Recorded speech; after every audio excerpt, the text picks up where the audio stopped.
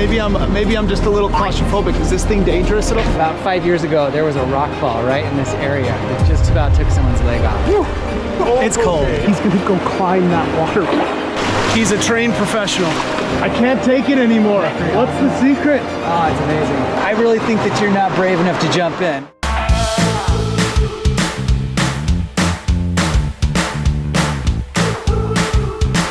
All right, so we have now jumped in the car. We're headed out to the Narrows. We have found our good friend, buddy, Lance. Let me reintroduce you. He's been on our show many, many times. The man, the legend, Lance. How's it going, guys? Why is the Narrows one of the most popular hikes up here in Zion? I mean, the reason why it is the most popular, you know, one of the two most popular is because it's one of the two most cool. I mean, it's just spectacular. It really is one of my favorite hikes in the world, although I prefer to do the part where nobody is, and that requires you hiking 18 miles and getting a shuttle and a whole day ordeal. It's a huge thing. We're not doing that today, are we? No, we're doing the simple way. We're doing the simple way that everyone else does, which is kind of a zoo, but still really spectacular. Is that why we're going up there so early? Yeah, we're trying to get there the second the tram leaves, just so we can beat the crowds. So the Narrows, like I said, there's two different ways to do it. When you do it bottom up, you don't need a permit. If you go that way, it's kind of like Disneyland. You're there with thousands of other people hiking up the first part, which is just like a sidewalk, you know? And then a lot of people just stop at the end of that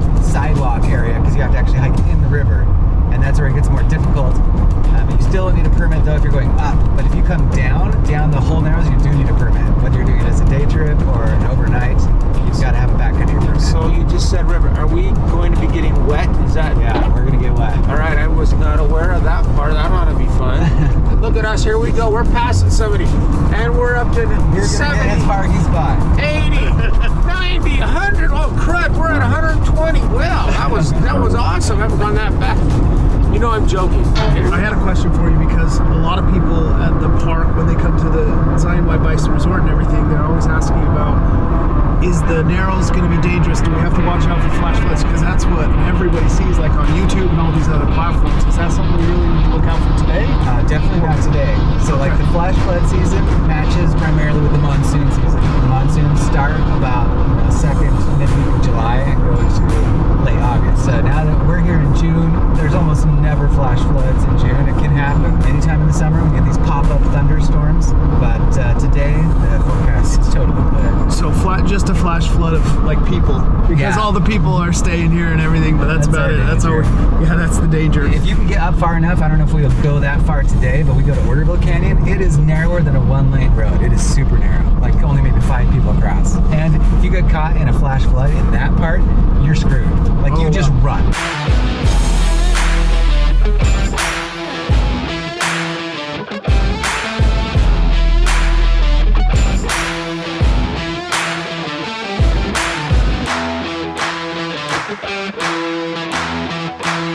So now in order to get into the Narrows, you can't drive up to the Narrows anymore. The main part of the canyon is accessible only through the tram. Every part of the year except for just in the winter, right? So if you're here except for in that little window in the winter, you have to park in the parking lot of the visitor center and then ride the tram all the way up, and that's to get to the lodge, the Narrows, Angel's Landing, anything in the main canyon of the park.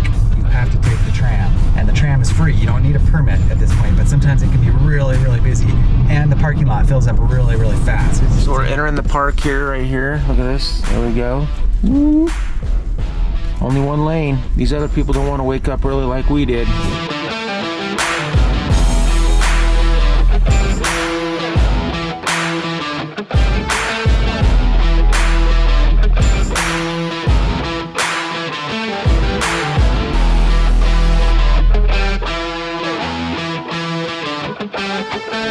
We are now just entering the tram. Here we go. We're gonna have you come in with us. Woo, woo, everyone's getting on.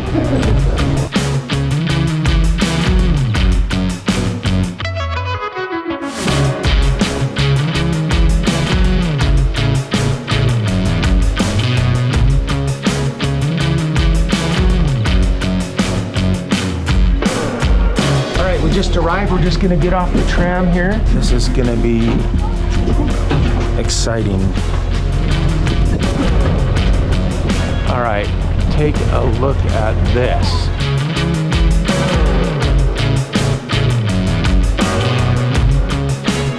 There's our fearless leader, Lance. All You guys right. ready for this? Yep. Let's do it. So we're in the middle of summer. Where we're from, it's 100 plus right now, okay? I dress that way. It is a little bit shady, a little windy, a little cool. Anything you recommend that we should, you know, bring? I'm in tennis shoes. I think just bringing tennis shoes that you don't mind getting wet with some neoprene socks. Like the neoprene socks are the thing that make it awesome. If you have some wetsuit socks, then that makes this hike so much better. But you do need something if you get wet. You need something, closed toe is good, and a walking stick is a must. So trekking poles or walking stick, big deal. They make it so much easier. I better find a walking stick. Let's Well, let's do this. I'm Look excited. at this too. Awesome. Look at this. This is unreal. So cool.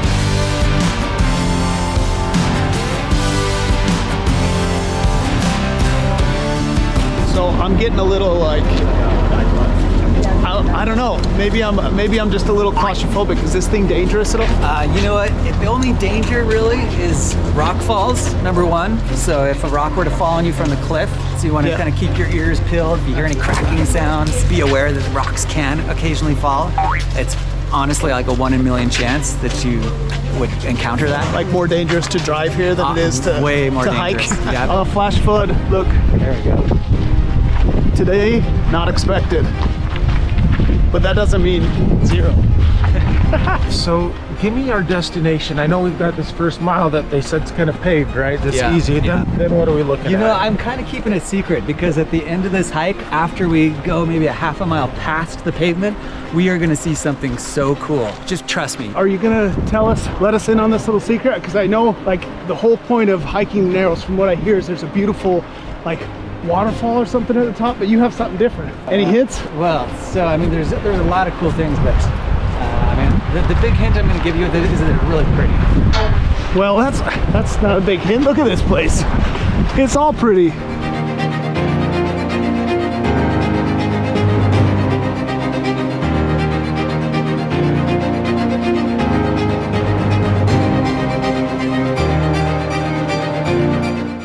All right, so I'm gonna tell you really a quick story. About 5 years ago, there was a rock fall right in this area that just about took someone's leg off. Really scary. It's pretty rare. When you think about it, there's probably been millions of people have hiked this trail in the last 100 years, and it's the only real known injury from a rock fall that I know about anyway. It is kind of dangerous because there's these big cliffs and big rocks, and every once in a while a rock will detach. And in this case, it was probably a half a car-sized rock, came down, hit one of these lower cliffs, and then just exploded and sent shrapnel everywhere. And one of the cannonball-sized rocks ended up hitting somebody's leg and really hurting them. But for the most part, you've got more of a chance getting in a car wreck on the way here than you do getting hit by a rock fall or a flood in the park. We just live right here, Benji. Let's sell the castle house. We can sell the castle house. My whole family wants to move to Hawaii someday, so Who doesn't? this is just as beautiful. It's like a little slice of Hawaii in the desert, right? All right, I just put on my amazing shoes here for the water, but now I got a problem. I got a small backpack. I have my Dr. Pepper, and I got 2 shoes that I just switched out, my Nike shoes, that I gotta fit in there. So now I gotta think smart. How can I put all of this stuff in a small backpack? All right, I got my shoe. Guess what? Inside the shoe has gotta go the Dr. Pepper. Let's see if we can make this all fit. There's that 6 o'clock Dr. Pepper this morning. Got my other Dr. Pepper just in case. It's gotta fit in the other one. Now let's see if it'll fit, because it wasn't gonna fit before. Wait, Lance didn't mention the Dr. Pepper on the equipment list. Oh, it's not on, it's on the equipment list. It's definitely on there. I read it like 3 or 4 times. Big bold letters. That is not Warning fitting. sign, bring your, There's no way that's fitting. it's gonna work, man. Look No. at that. I can't even believe. Push that in. You're gonna look like a rookie. It's all right to look like a rookie though, as long as you're up here. It is zipped up, tight, nice, done.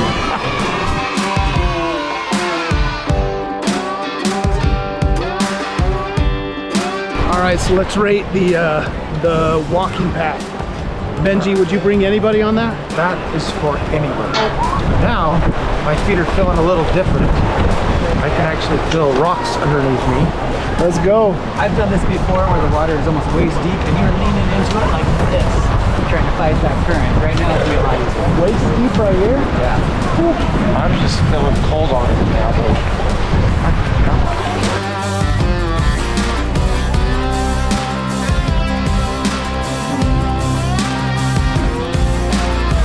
too bad? Oh, chilly? Not too bad for us at all. A lot of people these days will rent dry suits, come up here in the winter. Oh, wow. Hike up here in dry suits when the water is like in the 40s or 30s. I'm about ready to cold plunge. There you go, go for it. Yeah, the walking sticks do help a ton. Like, I don't know if you guys can see this, but just having that stability. Like you were saying, Benji, there's kids up here, you know? I think your family would love this. Yeah, even my little 4-year-old. I'm kind of nervous bringing back in the mud. They're at the point they're just curious. And they'll just go, you know, on their own. So you'd have to sit down the rules with those two boys. Oh, it's getting deep now, guys. Look. Water.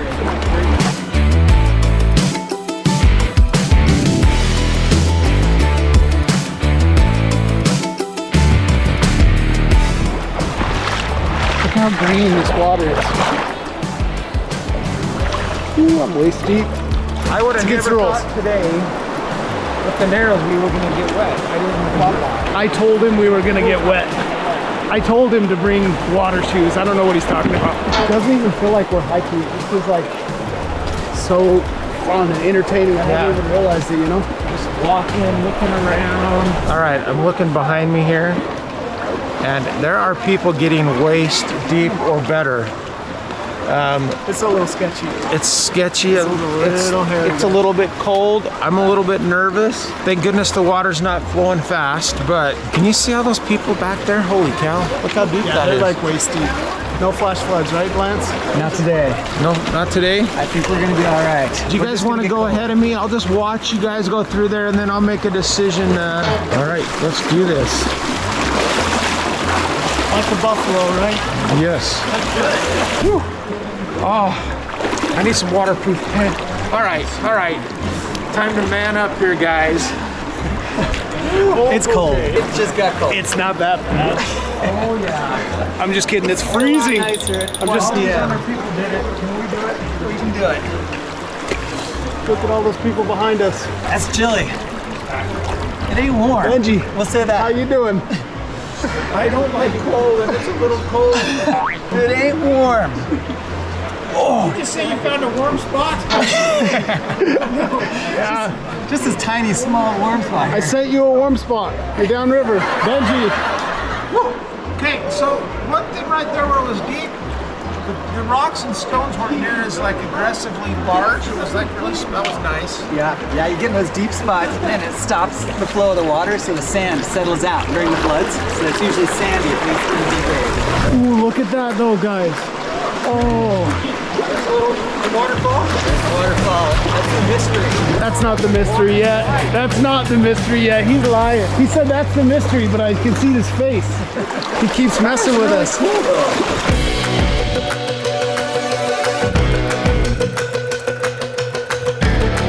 I just think God is amazing in what He created. Pretty spectacular. That's what it's all about. Family and nature and friends. That's right. Lance just said he's gonna go climb that water. I don't know if that's a great idea. He's literally water gonna slide. He's literally gonna climb that. Who invited Lance again? You know, Lance, he is a good guy to have come with us. I'm gonna invite him anytime I go do this, he'll come. How do you know? I mean, you're walking here, it's like, oh yeah, that one's 5,000 feet, this one's this, there's another rock behind it. So, little known fact about Lance that he told me. He said that he has hiked every canyon in Zion National Park. He knows every name in Zion National Park. And that's every single canyon in his lifetime. It's unreal. Oh man, here he goes. Are you serious? Are you guys? He really is gonna try to climb that? He's seriously gonna climb it.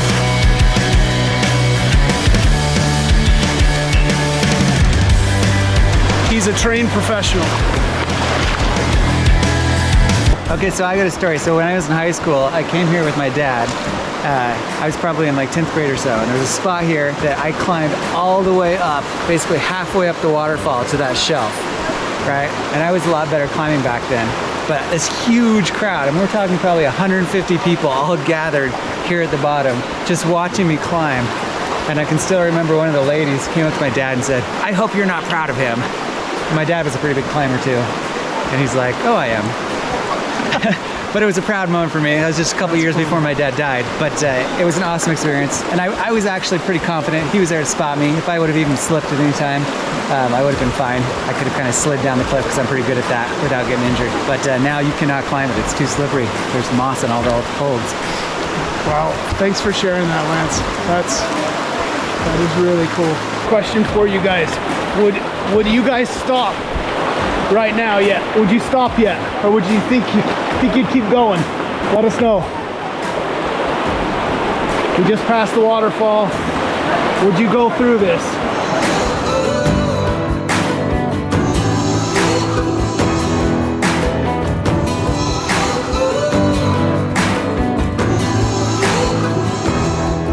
Benji, you know why I love YouTube so much? What's that? Let's say some of these people don't get to ever come out here and experience this. That's why I love YouTube so much. Because we are able to give these guys a little taste of the adventure. You know, we've been saying come out here as much as possible, but really, if you can't, at least you get to experience this with us, you know? Everyone I've been meeting here, I keep asking them, like, where are you from? They're from all over the United States. So far that I've talked to, nobody foreign yet. They're from all over, back east, talked some Louisiana, Kentucky, Kansas, Colorado, California, Nevada, everywhere. Either I'm numb or just full of like enjoyment right now. Like I love this so much, but I'm not even cold. Just feeling I'm just warm and fuzzy. I mean, how have we never been here? I can't believe that I have not done this. How have we never been here? Oh, look at some rapids. Let's go.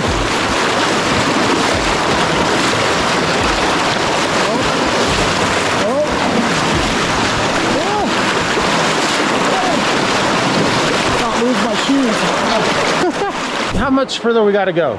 As far as we want to go. All right, so apparently this is like a non-stop hike. You can go as far as you want up here depending on how much time you got. But all I can say at this point is this is just one of the most beautiful places I have ever been.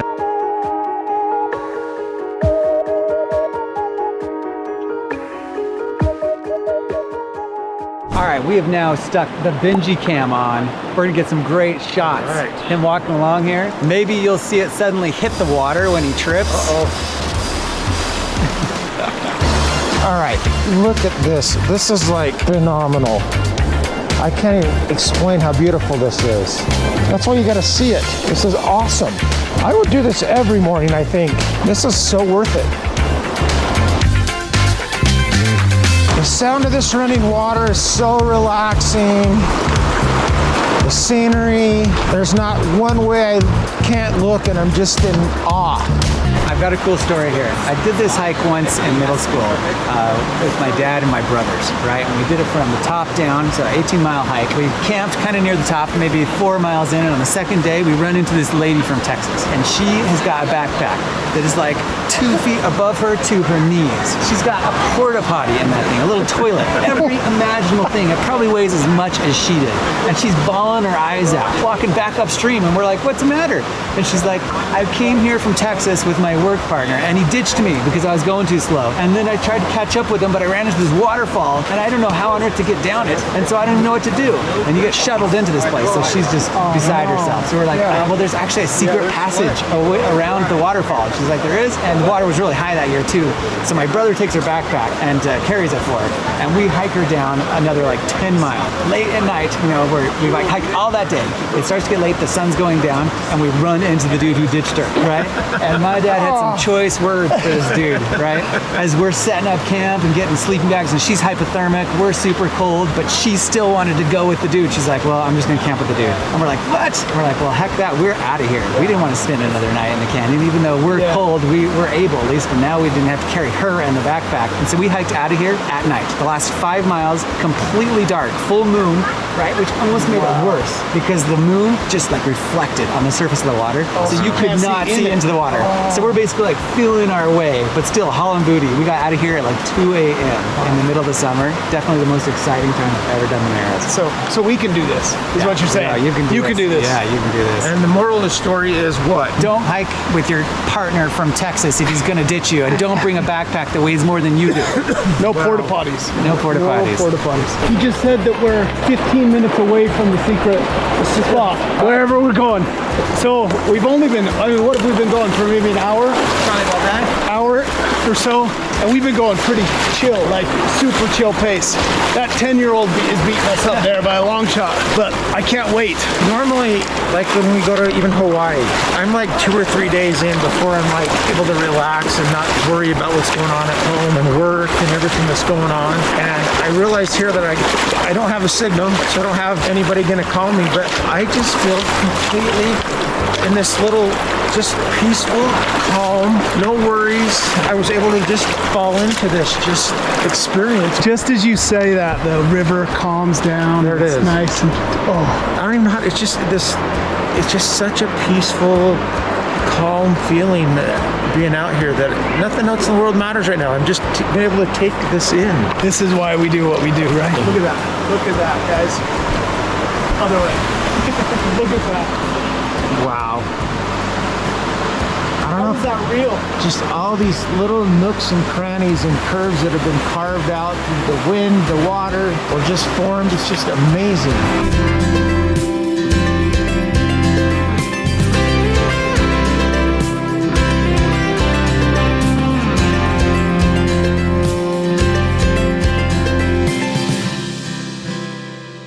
I can't take it anymore. What's the secret? Oh, it's amazing.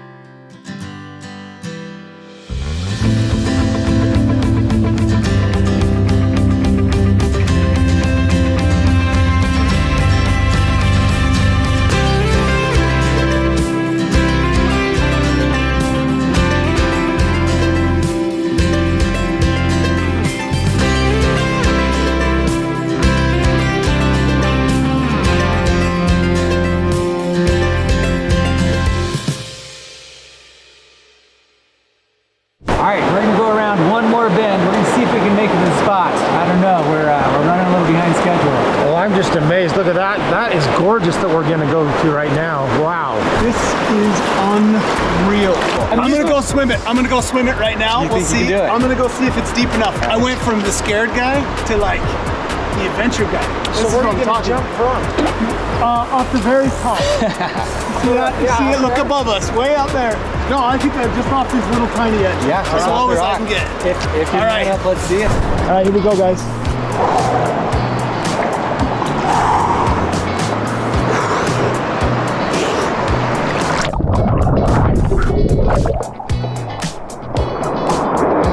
Oh yeah, I can jump into that. Let's go. All right, guys, let's go do this. Looks like, woo!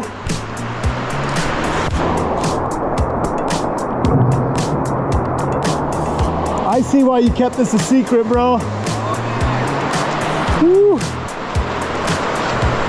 Geronimo!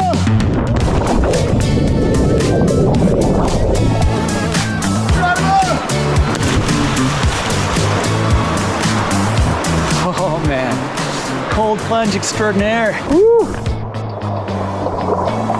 That was well worth it, Lance. Dude, thank you so much. Man, I'm impressed.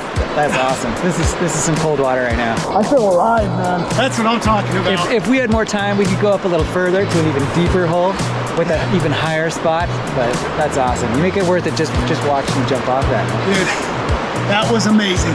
Hey, next time, bring your family. Maybe we'll get you to jump off this thing, huh?